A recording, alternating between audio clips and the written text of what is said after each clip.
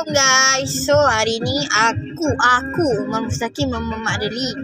Saya baru saja buat video konten YouTube. Mak saya. Tapi bukan YouTube lah, buat short video pendek. So saya nak cakap, saya sebenarnya orang bisa memancing, tapi saya nak disebabkan ikan aruan kat rumah saya dan ikan puyuh kat rumah saya dah banyak sangat. Saya nak jual lah. Itu memang pilihan saya nak jual. Bila saya nak jual, saya akan jual seekor RM15, 2 ekor 2 ekor 30. Itulah.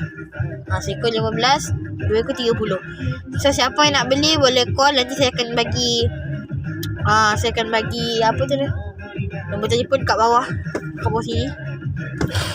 Saya akan bagi. So sekian sajalah guys. Okay. Assalamualaikum.